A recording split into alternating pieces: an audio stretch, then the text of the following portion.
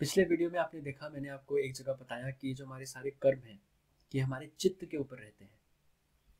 अब चित्त को आप आसान भाषा में, इससे आसान भाषा में आपको कोई नहीं समझा सकता। चित्त को आप ऐसा मान लीजिए कि चित्त एक भूमि है।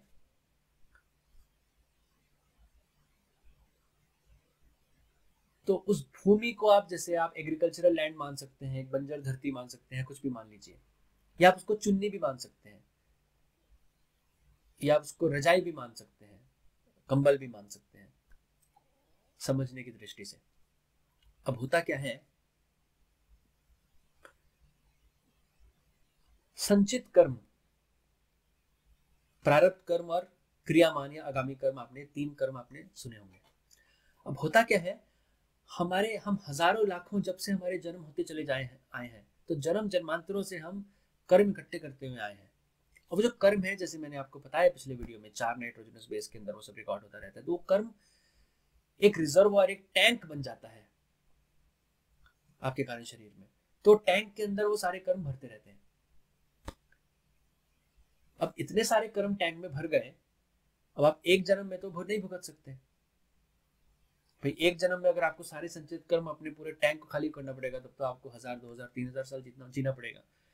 तो आपको एक उसमें से टैंक के अंदर से, अगर आपको जैसे जैसे चावल की बोरी में से आपको चावल बनाने होते हैं, तो आप पूरी बोरी तो नहीं बनाने लग जाते ना चावल की एक बार खाने के लिए। आप एक मुट्ठी चावल लेते हैं, आप कहते हैं आज मैं इतने चावल खाऊंगा। तो ऊपर वाला भी आपको, वो जो आपका टैंक है संचित कर्म वाला, उसमें से आपको एक ग्लास पानी निकाल के दे देता है, या एक पीस काट के आपको दे देता है केक में से, कि इस जीवन में तुम्हें ये केक खाना है, तुम्हें ये भोगना है, इतने कर्म भोगने हैं। तो वो जो संचित कर्म में से, पूरे टैंक में से जो एक पीस लेके तुम इस जन्म में पैदा हुए, वो है प्रारब्ध कर्म। उससे आप भाग नहीं सकते, उससे कोई नहीं भाग सकता, उससे राम तक भी भाग पाए थे। हाँ, आप क्या कर सकते हो, उसका जो इफेक्ट है, आप अपनी चेतना बढ़ा के इस जन्म में आप उसका इफेक्ट को मिनिमाइज कर सकते हो। मान लो आपने कुछ ऐसे कर्म करे हो जिसमें आपने किसी को मार दिया हो या कुछ किया हो। अब इस जन्म में उसके कर्म, प्रारब्ध कर्म के रूप में आपका एक्सीडेंट होना हो फॉर एग्जाम्पल कभी। पर आप, अगर आपकी चेतना उतनी ही रहेगी जिस चेतना से आप पैदा हुए हो, तो आपका एक्सीडेंट होगा। अगर आपने अच्छे कर्म करके अपनी फ्री विल से मेडिटेशन करी, या भक्ति करी, या कुछ भी किया, या अच्छे काम किए, परोपकार करी, सेवा करी, आपकी चेतना बढ़ गई, तो वो जब कर्म जब आएगा, अब हो सकता है आपकी, क्योंकि अब आपकी चेतना बढ़ चुकी है, हो सकता है अब आपका एक्सीडेंट ना हो, ऐसा हो कि आपको थोड़ी सी चोट लग जाए। या अगर आपकी चेतना बहुत बढ़ चुकी है, आपके अच्छे कर्मों से, आपके अच्छे कामों से, आपकी साधना से, आपकी भक्ति से, आपके तप से, तो हो सकता है एक खरोंच आ जाए, लेकिन आएगी जरूर। समझ आ रहा है? तो, और ये एल्बर्ट आइंस्टाइन ने क्या बोला था, you cannot solve a problem with the same level of consciousness which created it in the first place. ऐसा बोला था ना, कि आप एक मुसीबत का समाधान उसी चेतना के स्तर से नहीं ढूंढ सकते जिस चेतना के स्तर से वो मुसीबत बनी है। तो अगर आपको मुसीबत का समाधान ढूंढना है, तो आपको चेतना का स्तर बढ़ाना पड़ेगा। तो हुई प्रारब्ध की बात। अब तीसरा जो कर्म है, वो है आगामी कर्म या क्रियामान कर्म। वो है जो आप अभी कर रहे हैं, जो आप डिसीजन लेते हैं। अगर वो कुछ ऐसा है कि आप उससे कर्म बंद बन जाए, तो आपका कर्म बन के आपके टैंक में स्टोर हो जाता है। वो इस जन्म में नहीं भुगतना, वो आगे किसी जन्म में जब प्रारब्ध कर्म के रूप में आपको मिलेगा, तो आपको उसको भुगतना पड़ेगा। इसीलिए जो लोग अभी गंदे कर्म करते हैं, उनको वो अभी एकदम नहीं भोगना होता। अभी वो भोगेंगे जो वो संचित कर्मों से एक पीस जो प्रारब्ध कर्म के रूप में लेके आए हैं। इसलिए आपको लगता होगा कि बहुत लोग गंदे काम कर रहे हैं पर बहुत सुखी हैं, और कोई बहुत अच्छे काम कर रहे हैं पर दुखी है। तो उसका वो कारण है।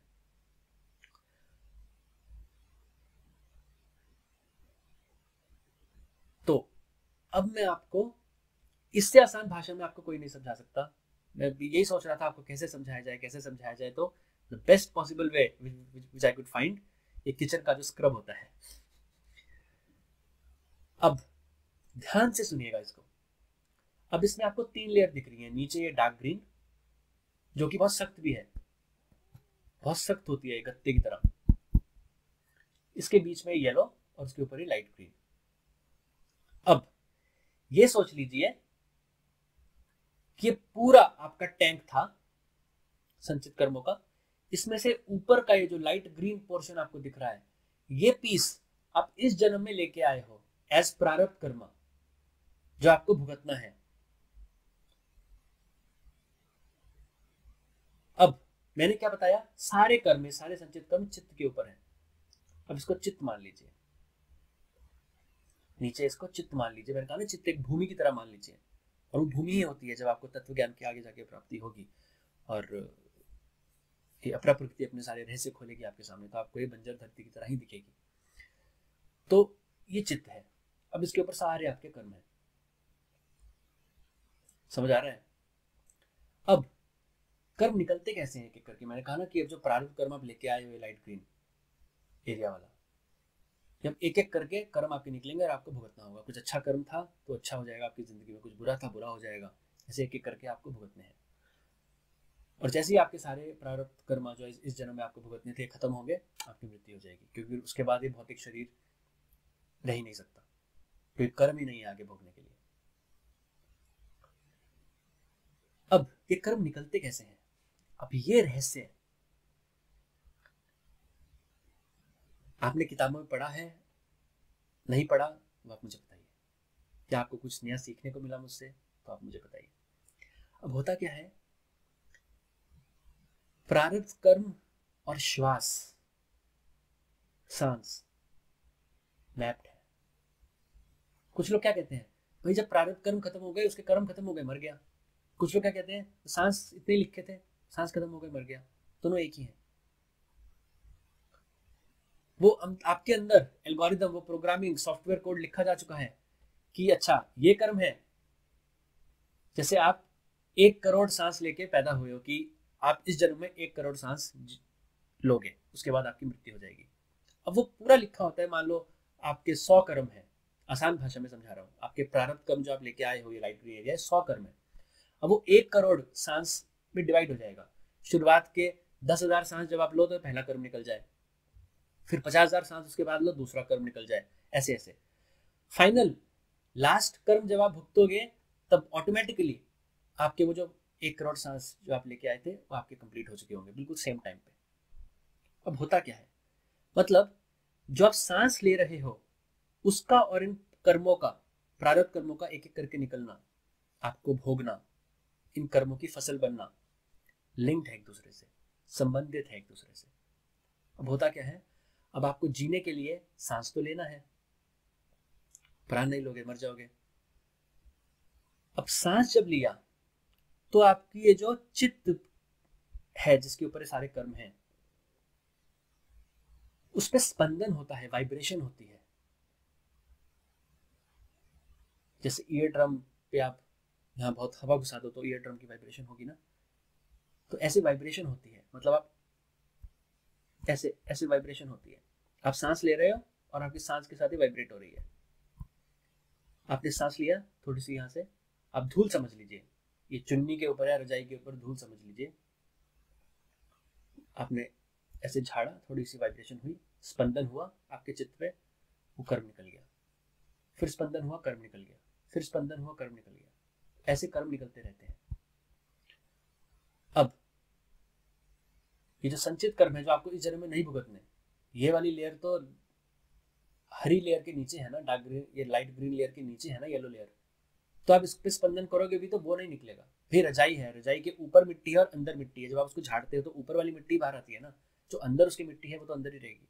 तो संचित कर्म वैसे ही रहेंगे, तो तब आपको भुगतने होंगे अगले जन्मों में, जब वो उसमें से एक पीस प्रारब्ध कर्म बन के निकल के आएगा। तो स्पंदन होता रहता है।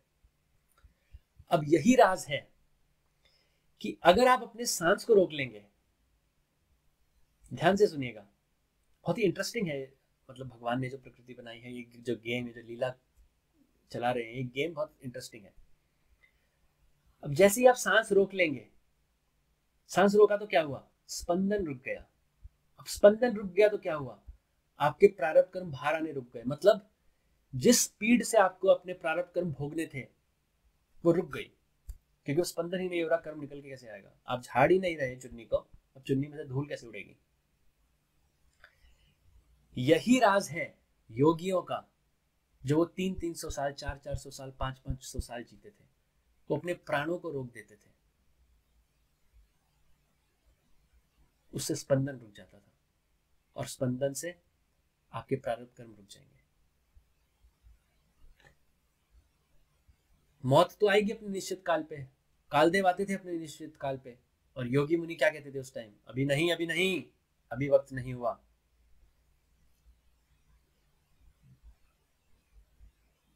तो ये रहस्य है उस चीज का।